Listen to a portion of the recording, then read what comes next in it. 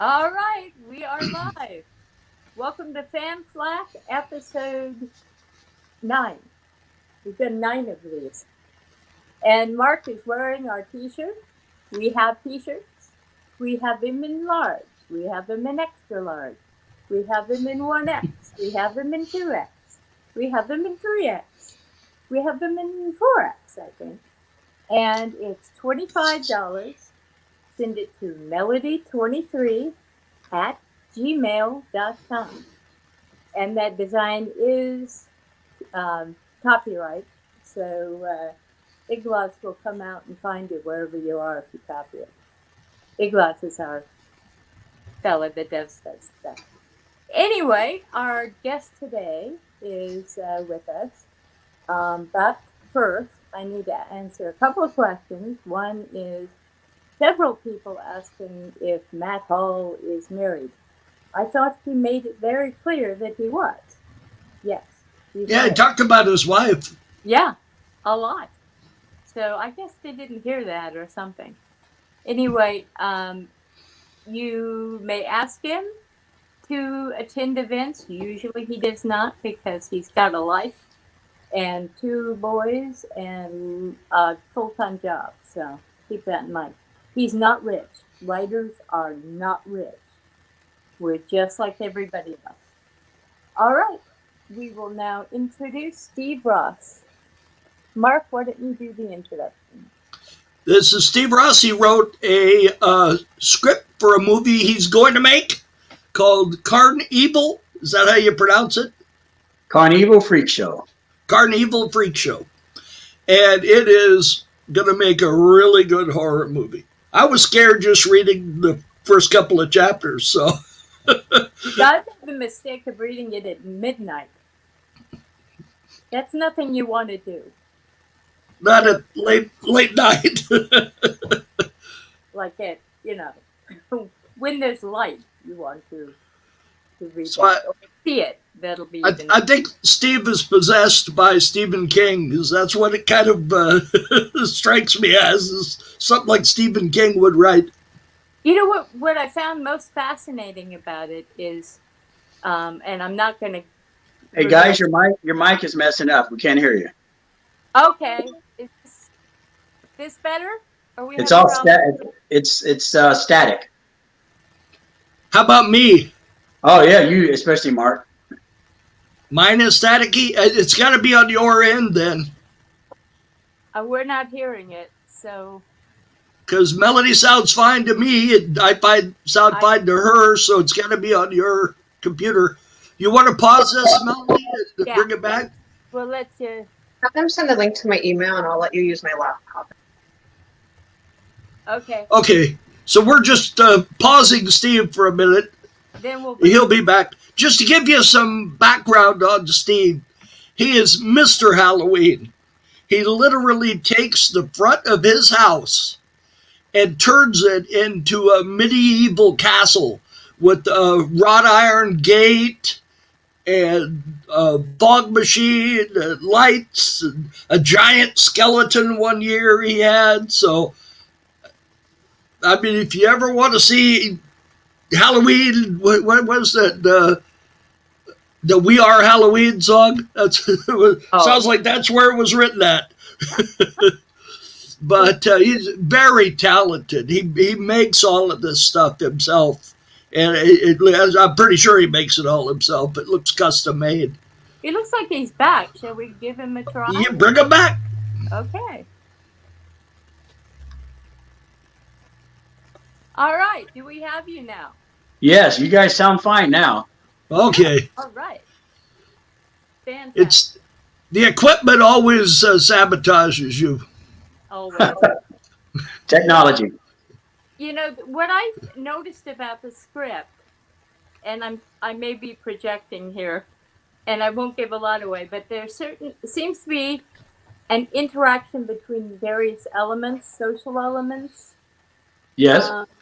In terms of religion and projection, and I also found it interesting that these. Oh, okay. Is that better? Okay.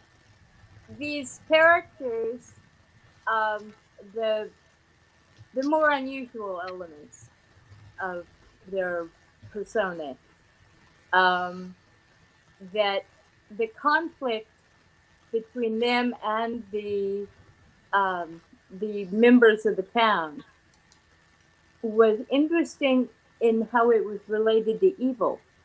Yeah. Because clearly the evil was elsewhere in that town. Oh, yes. And so I found that really interesting and very, what's the word I'm looking for? Mark, tell me what the word I'm looking for. Gruesome? Yeah.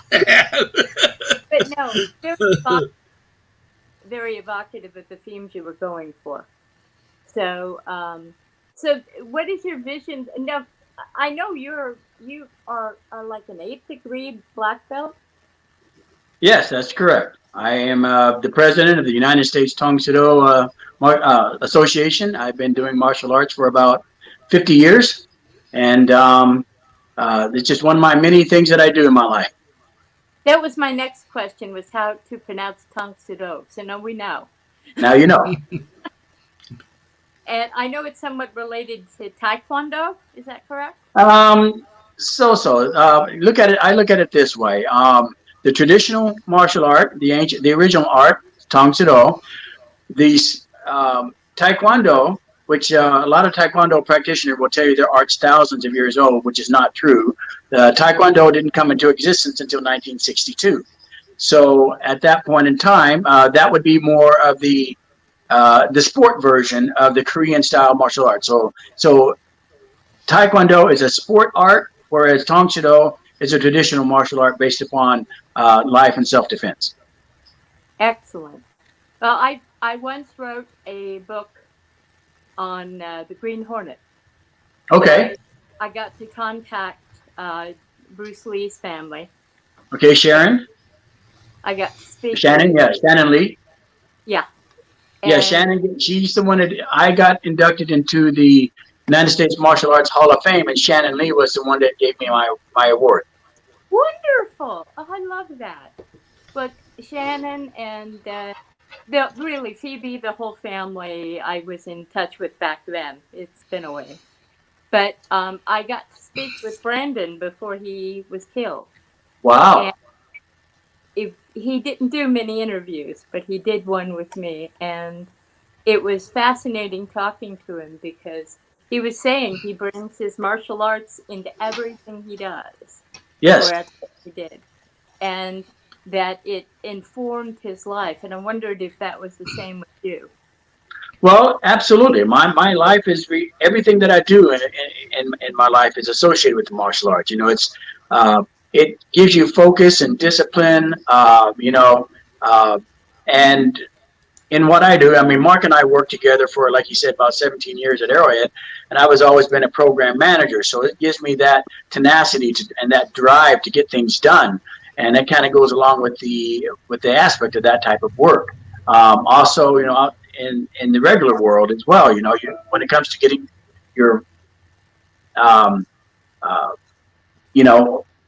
your goals and things that you want to set for success, the martial arts help give you that drive for completion, you know, because one of our mottos is always finish what you start. And, you know, the easiest thing to do in the world, I tell my students, the easiest thing to do in the world is to quit. So, yes. if you have a task, finish it. Exactly. Yeah, I took judo for 2 years, so yes. I have a little background in martial arts. Not now. It would kill me to do any of the stuff that I used to do, shoulder rolls and stuff. I can just see me trying to do a shoulder roll now. It'd kill me. Well, you and I both. Yeah. Now, just to give you a little background on Melody. Melody's a writer. And she has written romance novels, you name it.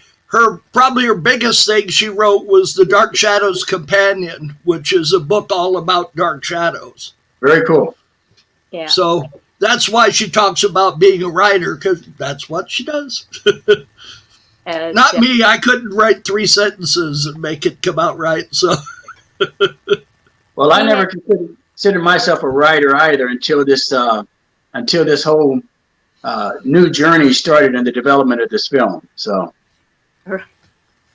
Well, that's kind of the way of things when you send something out there. You tend to start a whole new. You create something and then you hand it along to the publication process, and it changes all over again. well, So, that's right. what is your step with the script? Do you have production or pre-production in process? No, we at this point in time, where we are in the whole project is we're at the stage where we're seeking funding. I have a lot of people in the horror genre who's very interested in this project. If you guys are familiar with the Insidious franchise, the creature in Insidious is Philip Friedman. Philip, he wants to be in this movie. I got people involved from American Horror Story Freakshow and Halloween. Those that have seen the script, they say, "Oh, they want to be part of this." I've had some script readers go over my script for validation, and I have been told that this is probably one of the best horror films in the last 20, 30 years, because it's not your typical slasher fest. This is a movie that has relevancy. It has a good story, and it's also designed as a trilogy. I wrote it as a trilogy. This is just one of three. Right. That's fantastic. And Well, somebody I used to know used to do effects and so forth for horror movies. Tim Savini. Really? He did Night of the Living Dead. He did American Werewolf in London. I would love to connect with him if you had a way to do that. I'll see what I can do. It's been a lot. Last time I talked to him, my daughter wanted to be a makeup artist. Okay. So I was trying to talk her out of it. So we used to do the toy shows, and they used to have people come in and do sit at tables and sign autographs and so forth. Right. And he was there at one of the shows. So I talked to him, and I got his phone number from him. So when I got home, I called him, and I put him on the phone with my daughter. And my daughter told him what she wanted to do, and he said, "Well, that's fine." He says, "If you absolutely have to do that, then go ahead and do it, and I'll help you.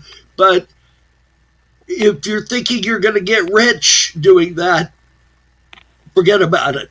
It's just because I'm probably at that time one of the highest paid makeup people in the business, and I barely make a living.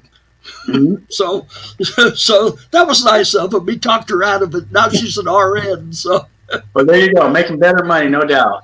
Yes. Well, she's an RN, so she has gone for a higher path.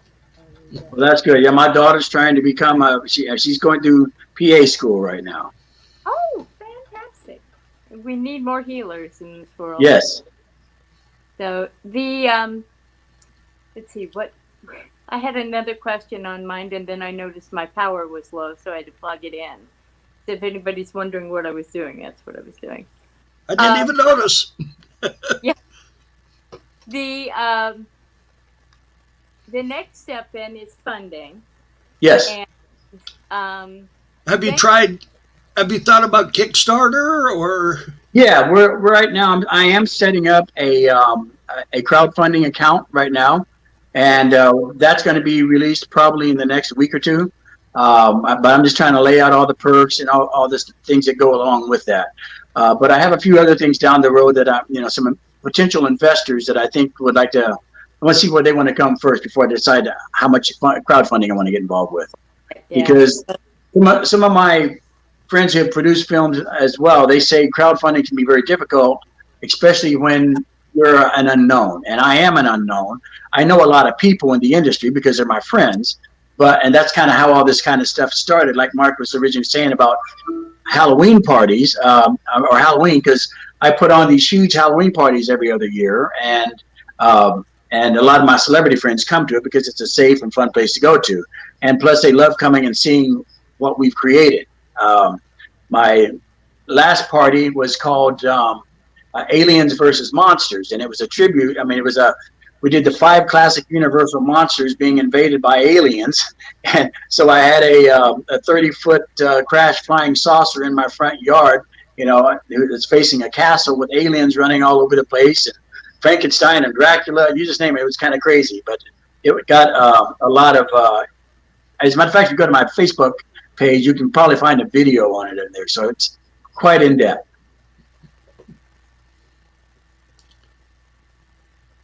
Okay, somebody better talk. Okay. Anyway, I can't hear Melody. Okay, well, she's not talking right now. Oh, See? she said she'll be right back. Okay. All right. Anyway, have you talked to anybody about directing the film, or? Yeah, there's a couple of friends of mine that want to direct it. I haven't. But most of my friends are involved in the action world, and I would love for them to do this if it's right up their alley. But as I have developed this project, it's become a passion, and I just want to make sure that the right people are involved with it. So I am looking at those who would be interested in producing it. I'm the actual executive producer and writer of it myself. But as far as directing and the lighting and all kind of good stuff, that's not my forte. So I do need people who know what they're doing in that regard. Now, I don't know if you recall, I was talking to you a while back that one of our ex-coworkers, a guy named Kenny, that he did a religious horror film. A religious horror film? Yeah, and the whole movie had to do with ghosts and things, and it was all based on someone losing touch with their religion. That's interesting. And he shot it, edited it, and put it together all himself. So I've been trying to find a connection with him. It's funny, after just a few years, you completely lose touch with people. You can, yes. Yeah. I mean, if it wasn't for Facebook, I wouldn't know where you were or what you were doing or anything else. So thank goodness for Facebook. Well, absolutely. That's how we stay connected. Forgive my dropping out. My son called on this line. Oops. And, he forgot the Davis podcast. So anyway, you guys, where were you? Oh, we're just basically talking about directing and so forth. And I was mentioning to Steve that we knew someone who made a movie. He made a religious horror film. And the guy's name is Kenny, but I like I told Steve, I have no way to connect with him. So I'll keep trying, but I don't know anybody that knows him anymore because he got fired for something not real good. That's not what. Maybe we don't want to work with him. Well, he kind of changed some numbers on the inspection of some parts, and I caught him, and so he didn't like me very much. Well, then he should have done what he did. Well, when you're an inspector, you can't do things like that, Well, no, it's all about integrity, and quality is quality, right? Well, where I work now, if something gets by, the camera doesn't work, Whereas when we were at Arrowhead, if you made a mistake, a fuel line could break, or people could die. So exactly right. And where I work now, I'm still in aerospace, and where I work right now, it's primary landing gear, and if that doesn't work, planes don't land well. That's right, not good. Nope. That's why I kind of like working on cameras, because it's not quite as critical. Although these cameras cost $50,000 to $60,000, some of them, so I guess the company feels they're pretty critical. Well, and that's the other thing. I think you said you work for Red. Is that correct? Right, Red Digital Cinema.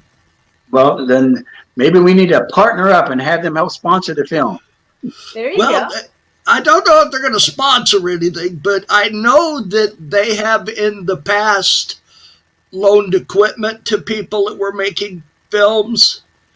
One of the best friends of the gentleman that owns the company is Jason Momoa. Really? Yeah, and he came by the factory, and the owner of the company gave him 2 cameras. Oh my goodness! Yeah, I've been trying to reach out to Jason. He's trying to connect with him. There you Well, go.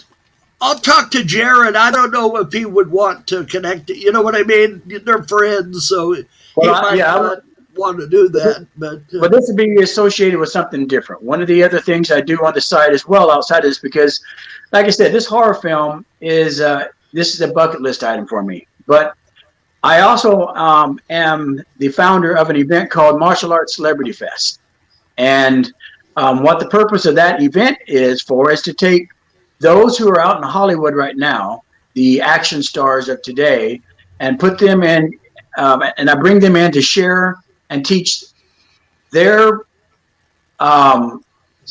secrets and skills on how to be successful in Hollywood. I brought in people like Don the Dragon Wilson, Cynthia Rothrock, TJ Storm, a bunch of names that are out there that come to my events, and we bring people in, the next generation of up and coming artists, we'll say, to learn from them. And my next step was either to bring in Mark Dacascos, because he just recently was very successful in John Wick 3. He was the bad guy for trying to fight Keanu Reeves. And then, but Jason Momoa is also one of the celebrities who I'd love to have as part of the event. So that's why I'd like to maybe reach out to him for that purpose, not for the horror film. Now, he might be a good connection for you for the horror film, because Jason Momoa shoots his own movies. Does he? Yeah. I think we're losing you, Steve. You're frozen. Well, can you hear me? Yeah. Yeah. Okay. You're a little pixelated, but that's okay. Well, should I get closer? No, you're fine. Now it's fine. It recovered. But yeah, that would be a really good connection. You might look on YouTube. Jason Momoa has a Harley Davidson movie up in the snow that he shot. I guess he's a biker. So you might get on there and look, because he shot it with our cameras. Wow. We won 3 Academy Awards and 5 Emmys. Nice. At the movies that were shot with our equipment. Right. The biggest one being Queen's Gambit. Really, that was a great show. Yeah, that was shot with red digital cameras. Nice. That was a fantastic show. And Tales from the Loop, that's shot with ours. Mr. Robot. Mr. Robot was shot with ours. So there's quite a few fairly named movies that were shot with our equipment. Well, that's awesome. Well, what I was going to say also is I have a friend who is in the midst of funding a film, and she's going to Mexico for production. Apparently they have very obviously high standards and high, a lot of good equipment and that sort of thing. It's similar to when, you go to Mexico, if you live in California, to have medical work done. You have all the same things you would find in San Diego in Mexico. Yeah. And because the overhead, it's a lower price. So that might be something to consider. Well, when it comes to shooting, I've already got my location set. We've, if you guys are familiar with the series CarnEvil, that was a very, very successful series on HBO. And then American Horror Story Freakshow. All those carnival scenes and sets. That location is only 15 miles from my home, and I've already talked to the owner. We're all set to shoot on that lot once we get all the funding and everything for it, because they've got all the props, they've got all the wardrobe, everything that we need. And as far as This film starts in 1920, just right after World War I, right? And then something happens in this small town, and then all of a sudden, with the legend that is created, it jumps 100 years into 2020. So it's perfect for our time now. But because of the time location of 20s, we would need a location that has that type of scenery. Well, there's several small towns out here in the Inland Empire that still look just like they did back in the 1920s. As a matter of fact, Beaumont, down Main Street, they have an old Fox Theater. And that street, as I've seen pictures from 1920 with the old cards and everything from it, it's all still exactly the same. So we would just permit that area and shoot that area as one of our main sections as the carnivals coming through town and all kinds from that time era. So those would be some of the different things you would be doing with this set. Yeah, I live in Lancaster, and we used to be like that. But our recent mayor has decided to rip and burn. Okay. So, old Lancaster is gone, but Beaumont is still very much in that in its season, as they say. Now you're in funding now. Do you have a cast in mind? Do you have a wish list? I've got a few. Like I said, people are now starting to come to me wanting to be involved with the program, which is great. Now I haven't had Robert Englund come to me yet. I would love to have him maybe involved, but yeah, people that are more relevant to today would be people I would be interested in. I do have people like who've shown interest, Michael Paré. Like I said, Philip Friedman. I've got friends like Daniel Roebuck, who's been in a variety of shows. He's been in this Halloween series. Trista Robinson, who's been in the American Horror Story Freakshow. She would love to be part of this. Like I said, a lot of interest is starting to show, but I just need to get it out there more. So right. Yeah, the person you might want to contact is my friend Debbie Smith, who one thing she has done is she has funded a graphic novel publishing company. But aside from that, she was a writer on, let me see if I can remember them all, Dr. Quinn, Medicine Woman, and okay. Touched by an Angel, things like that. Oh, Touched by an Angel was phenomenal. Yes. Whenever I hear Touched by an Angel, I think of that joke. Yeah. Well, let us in on the joke. I don't know what the joke is. I'm trying to remember it. Something about the Catholic priests touched by an angel. All right, we won't go there then. But I thought it was funny. I'm looking something up right now.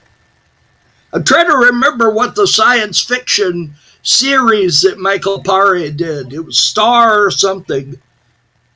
Oh gosh.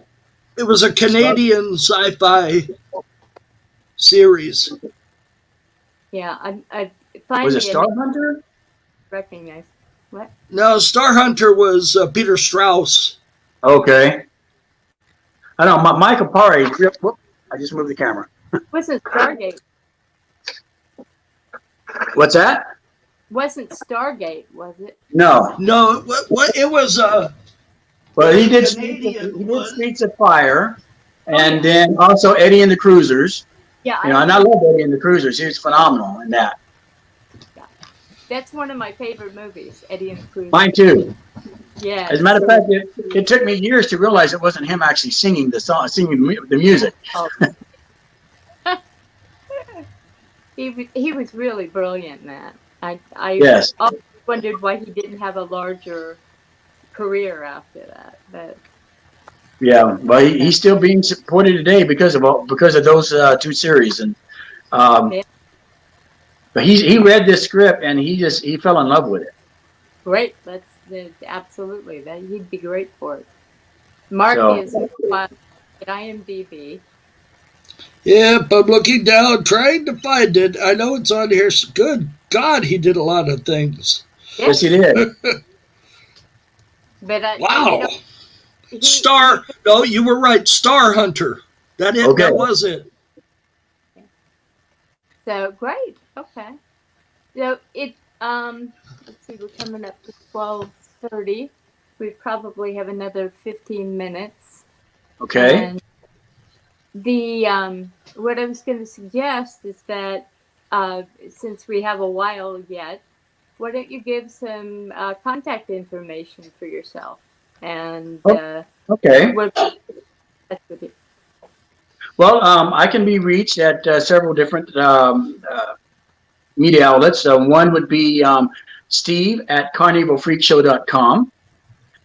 You can also reach out directly to me at my personal email, which is steveross2 at AOL.com. And then from there, Messenger, Facebook, you can find me on those locations as well. But I respond to all my emails and my text. If you need to reach out to me via phone, send me a message via private message, and we'll connect that way. Fabulous. I have a lot of, when you're a writer, you make very little money, but you know lots of cool people. Of course. And I have cool friends on my Facebook list and my other lists. And why did it do that? Whoops, she just did. We lost Melody. Well, Melody used to be friends with an actor named Mitch Vogel. You remember him? Oh, good grief. Yeah. You ever watch Bonanza? Yes.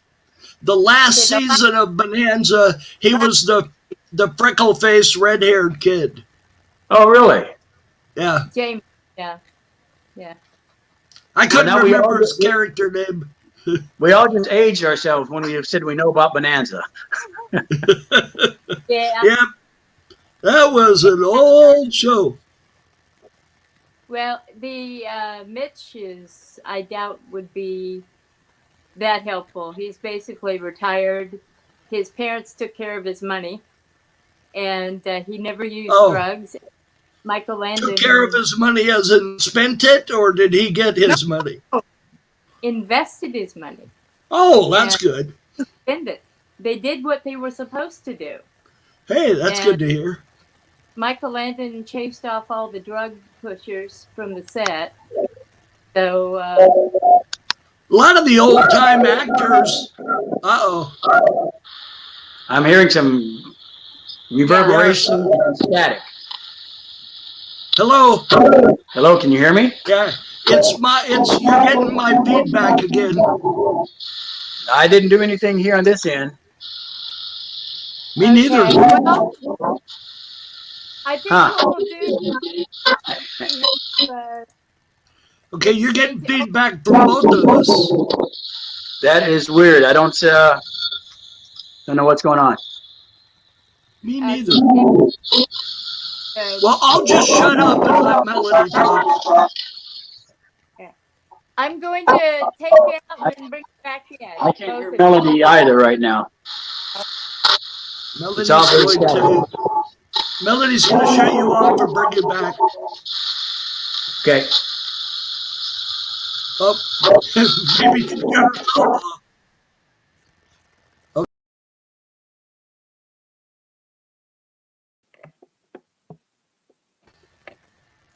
Oh, I'm back. Oh, there we go.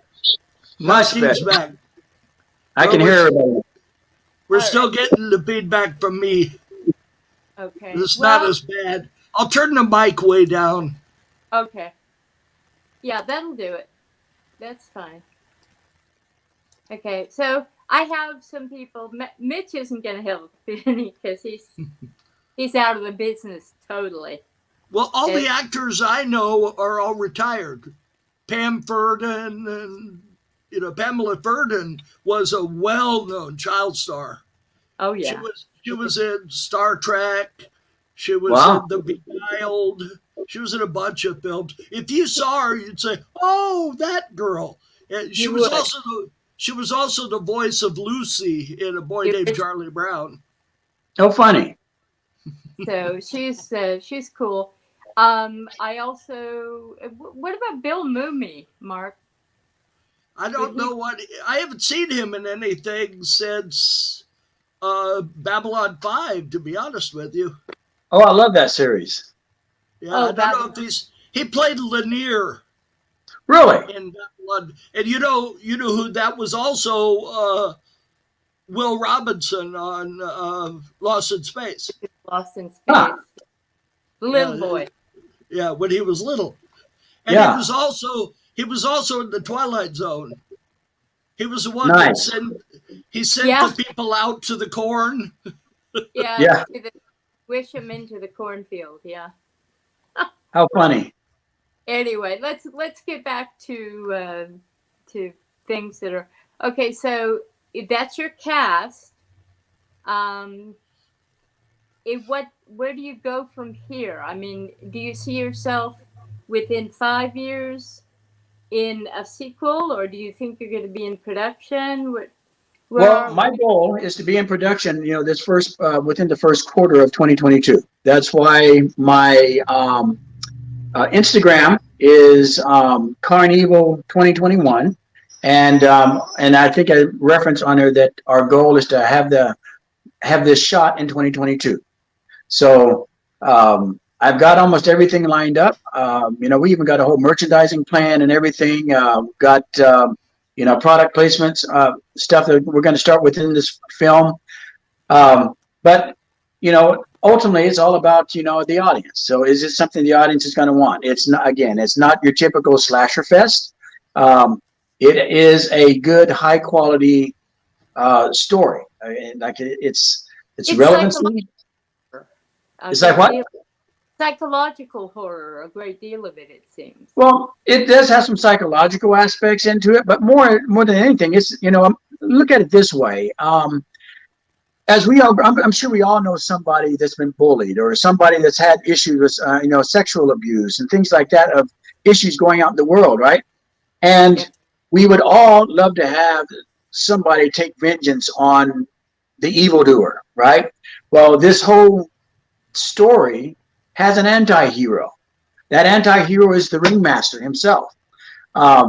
Basically, the way the part of this legend, we'll call it, within the story, is that whenever blood and tears are shed on the same day in the same town, that awakens the wrath of the ringmaster and his evil horde, who come from hell to come out and take the souls of the evildoers and take them to hell. So it's vengeance against those who did evil against others, right? So that's kind of what the story's about, and I've got 3 different type of issues, that are relevant to today, that happen in this show. And what's nice about it, there's always bad things, so it's easy to connect these things to some of the bad things of the world. My next what I call CarnEvil Freakshow 2, which is CarnEvil Freakshow Sin City. That's what I call it.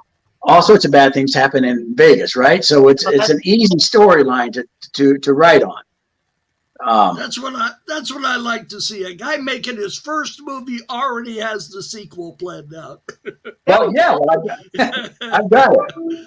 And there's an old, say again. Someone has made a suggestion. Oh, wonderful. Uh-oh. We lost you again. I'm back. Is Ben calling you again? I don't think so. I think this is just spoopiness. Somebody is suggesting that you do a graphic novel or a zine, a fanzine, on the topic that will draw interest to it. A fanzine? Or a graphic novel, like a comic book kind of thing.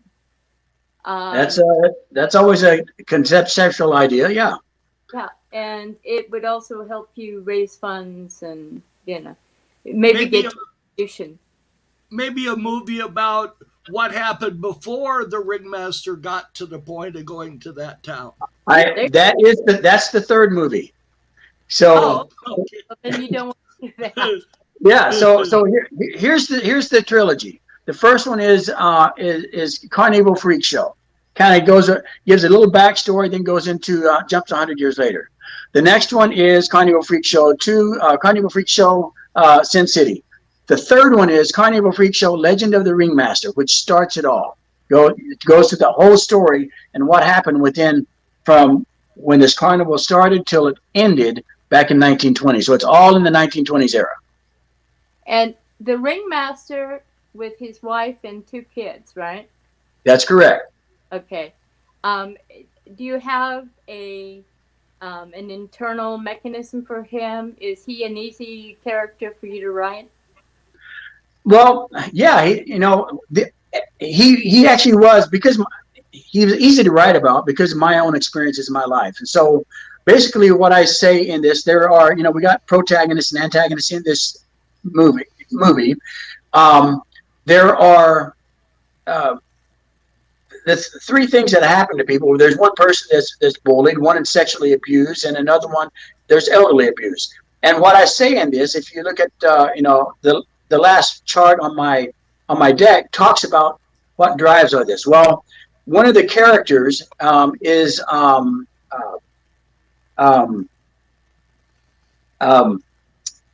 usually going blank right now. The bullied kid. Well, I'm the bullied kid in the film. All right. His name is Aiden Turner. So I'm the Aiden Turner of the film. Then there's a character called Chloe Emerson, who's the rape victim. Right. And of that, well, that's actually a situation that happened to my ex-wife. I lived through that, of what happened with her and the horrors and everything that came about that, and wanting to have justice for it. So she would be the Chloe Emerson of the film. And then I got a Lily Bishop, which was an abused elderly woman. And that was my mother.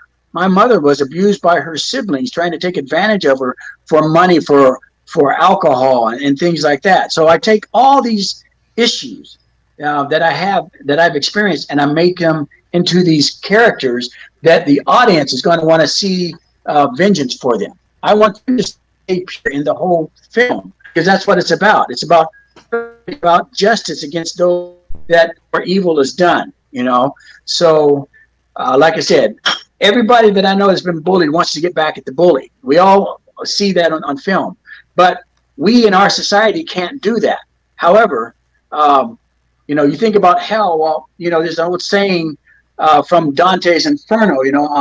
Punishment of sins serves to restore good and evil, and that's a quote out of Dante's Inferno. And if you think about it, the ringmaster and his horde serve as that. They are Satan's, creatures that go out and release vengeance upon the world to take the evil of the world and bring it back to hell where it goes. Hell's the repository for all the things that are evil, right? And that's kind of what the purpose of all that is. And now, starting off reading the script, the ringmaster and his people start out as kind of the good guys. Well, that's right, and they are the good guys. Do you think they mutate into bad guys later on, or do you still consider them the good guys? Well, they were like anti-heroes. That's kind of how I refer to them, because in this film, back in that time era, which wasn't uncommon, freaks were looked upon as abominations, right? And in this particular town that they go through, that's exactly what happened. There's a religious zealot that sets off down a bad path and goes and kills them all. The ringmaster himself cares.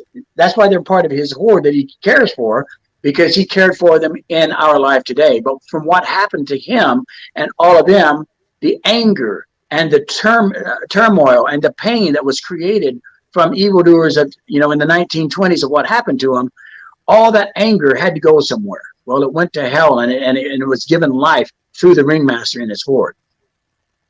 I know, reading it, I'm making the movie in my head. When you read stuff, you usually picture, and the ringmaster I pictured as John Carradine. Of course, he's dead, but I thought he would have been good for that role. Well, and from the 1920s, so I'm sorry, go ahead, Melody. No, I was just joking with Mark about something. Go ahead. I like John Carradine. Well, I like David Carradine better, but Well, Well, what I love about anti-heroes, I mean, they're my favorite kind of character because heroes are very 1900s. It's a sort of passe form. You have to reinvent all heroes because you have to almost sneak up on the audience with a hero. And that's why right, anti-heroes are so wonderful. right, And we're very suspicious of people who make a heroic stance. right. And so the like, in your opinion, oops, I'm sorry, we're losing your audio, Melody. oh, okay, am I back? Yep, you're Yeah, back. I can hear it. And the and yeah, in my opinion, this is my opinion. But as a writer, that's something you can use. I because everything really is a war against the audience for figuring out your storyline before it ends. And so whatever you can hide, one way to do that is to present the hero in a sort of semi-negative form. And what I loved about the story was his relationship with the freaks. And of course, the real freaks were the people in town. That's right. And the the idea of vengeance being the tool of Satan to control people and drag them all into hell, turning their own anger against them, I thought was really exceptional. Well, And thank you. that was, at least that's the way I interpreted it. Now, what was that movie or TV series with Orlando Bloom where they're like freaks in London? Except they really were like they had wings and stuff. I can't remember, Oh, yeah, but that's sort of but the the people of London hated them because they were different. So something well, similar to Steve's idea. Right. whether, We all, and it's not uncommon. Even freaks today, they'll even tell you that, society looks at them differently. Society doesn't embrace the things they don't understand. They're afraid of it, and so that's why through this whole thing, there's a lot of hidden messages within this story. It, like I said, it is about good and evil, and about evil has its place, and hell and heaven have their place. So this all touches into it, and even the very ending of this whole story is it has a unique ending to it too. It's one of those surprise ending type things. So I've tried to look at all sorts of aspects as I wrote this film. There's even true historical aspects of this film. In 1920, there was a huge fire of a big circus that happened, and it's kind of funny. All this kind of ties out, and it was also during the era of Prohibition and so on. So once you see the story and you watch the movie, my hopes are that everything that's within that script really gets shared, because it is a good storyline. Everything ties and connects together. And so, but then again, that's coming from the writer. But well, but as a writer, it's stuff that um, rang true to me. So one thing I was going to tell you, you're talking about the circus tent that caught fire because of a paraffin cover. Were you aware? A very well-known actor was one of the very few survivors of that. I don't know if you'd remember. You might not be old enough, but Charles Nelson Riley. yeah, Oh Well, yeah, he was one of the survivors, one of the children who survived. He was really? found at the bottom of the pile. Yeah, yeah. He Oh used to my be on goodness. Hollywood Squares. yeah. He was probably best remembered from The Ghost and Mrs. Muir, where he played the captain's nephew, grandnephew, or something. I And remember him from the Hollywood Squares probably more than anything. oh well, Yeah, it was the Wrigley Brothers Circus yeah.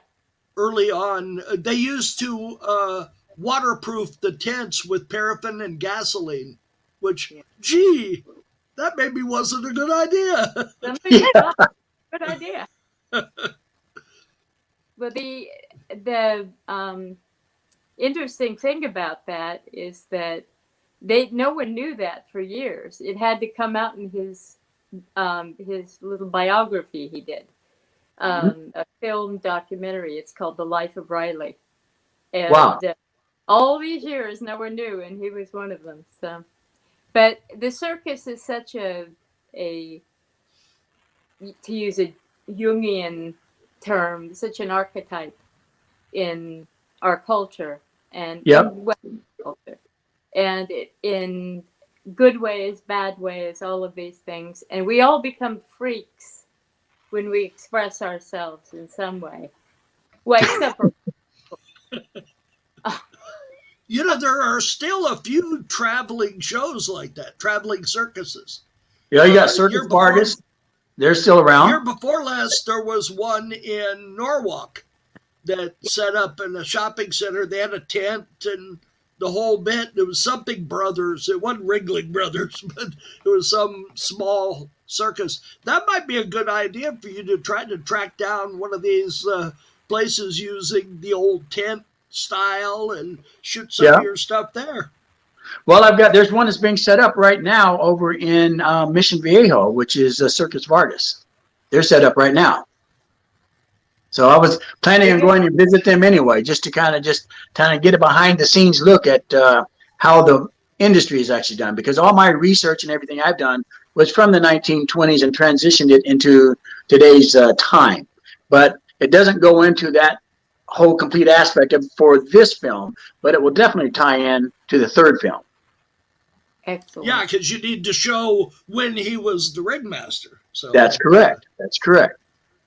And the also with everything going on with the whole any animals that are in a professional setting, with whether a shamu at a water park, or what would you call that? Not a water park.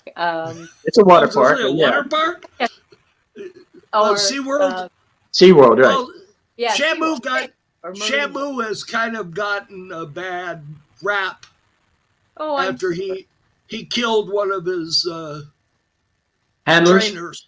Yeah, that girl got killed there about 4 or 5 years ago, Yeah. and I think they set Shamu free. The well they've got there now, I think they've renamed Shamu, well, I but think it's there's not. probably been a few shamus.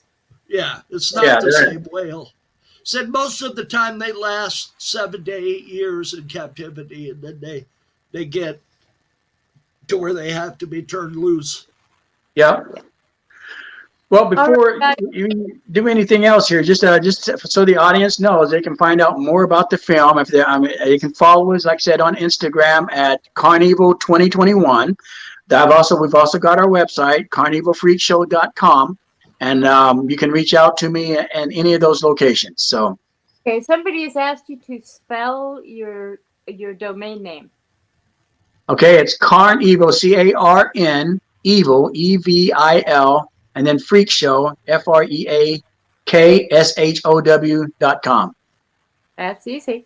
All right, thank you so much for being with us, Steve. You've been a doll, and Well, thank you. right, you're great. So, Steve, if you want to come back and keep giving us updates on, oh, definitely. you know, the different stages of putting this together, that could keep the fans updated on what's going on. Yep. Well, absolutely. I would be honored. And this is my first podcast. So I thank you guys for having me on. You did good. And like I explained to you, you always got to come a little early, because no matter how well you prepare, there's always little technical glitches. There's no meltdowns, always. So I'm going to let you leave the screen, and then we're going to close up, and we'll talk to you soon. All right. Thank you, guys. Bye. All right. Take care, Steve. Bye-bye.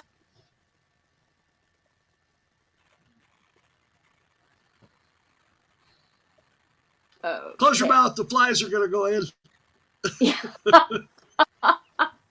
Anyway, well, guys, next week we're going to have off because our guest canceled.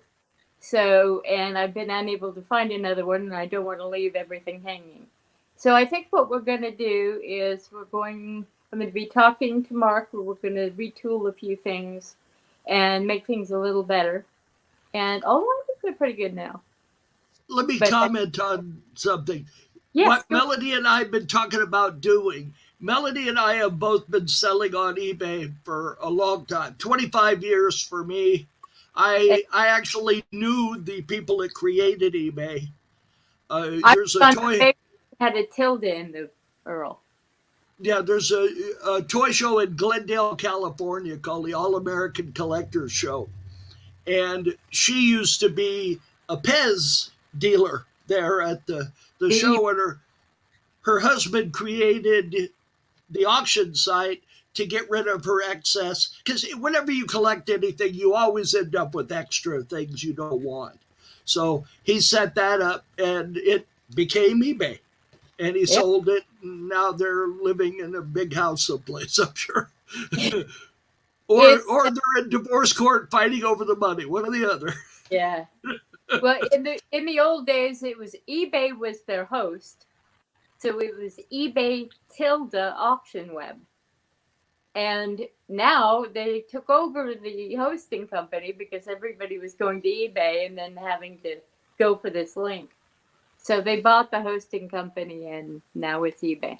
So we've, And they're responsible for SpaceX, if you yes, think about it, because PayPal, which was the which was how you paid for everything on eBay, that was created by Elon Musk and a partner of his, and they sold it for a whole lot of money, and he used that money to start SpaceX.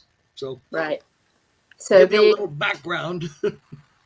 so we're going to start doing a show on that. We've just been talking about it today, so we have to develop it more. But we figure we'll trade out each week. We'll do Fan Flak one week, the eBay thing the next, or something like that. So Well, anyway, just to let, I have a huge collection of toys. Melody, I don't think collects toys, but they stop off at her house on their way to somebody else's house. yes. Yeah, they take a lot of space up in our But a store. lot of them stop here at my house. Yeah, there you go. This is a little truck made by the Gay Toy Company. Oh, how nice. Now, they had to change the name because they got so much harassment from stupid people. And this company is now called Process Plastic. And they're one of the few plastic toy companies still in business. Yep. I wish I could find something that I could show. I don't have anything in here. Okay, So, one more thing. all right. This little car. This was free inside the Post cereal box, made by a company called F&F Mold and Die. And if you'll see in the roof of it there, it's got a magnet. And this used to come with a little ring, and you would put it on your TV tray, and underneath you could move it around. So that was given away in Post cereal. Yeah. There were How hundreds worth of them. I'm sorry? How much is it worth now? That little car there, about $200. Most F&F cars are worth 25 to 30. That one's special because of the magnet. Yeah. Next week I'll bring out my my Pebbles and Bam Bam and show you they're complete and I'm selling them. So Well, those were cool toys. And whoops, wait a second. You see, everything's reversed. So yeah, I know. She had Pebbles and I had Bam Bam when we were little. We did in real life. And they used to talk. Yeah. I think, didn't they both talk? No, they didn't. Actually, they didn't talk. You're I thinking thought they talked. Beanie and Cecil. Yeah, Beanie and Cecil were made by Mattel, the same company. Yeah. And they talked. Yeah. Well, I don't think Beanie talked. Cecil talked. He talked. Beanie talk too? I Okay. have Beanie. Yeah. Oh, And okay. talked. The Yeah. best one of those was Mr. Ed. Oh yeah, yeah. But Mr. Ed was better than everything. So. there was very little padding on the Mr. Ed, and the talk boxes stopped working. So, However, there are a few people who've learned how to restore them, and I well, have a Mrs. Beasley restored. I read a story about a guy who set up to make alternate records for the voice boxes. And he made one that had like curses in it. So you would pull the thing and the doll would say, F you. I don't know if he still does that or not, but I always wanted to get one of those. Oh my God! Oh, that's perfect. Yeah. Well, we're over now, so Yep, I'm sorry. you You guys get me know. talking and I just don't stop. Next week we can do that. You guys have a nice weekend. Yes, there's our t-shirts. Melody23@gmail.com. That's what you PayPal to. It's $25. I'll get it right in the mail to you. If you take a smaller size, wait a while. Wait for 2 weeks, and then I'll have info on that. This is a very good shirt. It's Yes, a Hanes. It's a Hanes shirt. It's like a beefy tee. certainly will qualify. Excellent shirt. So, all right, guys, take it easy. We'll see you soon.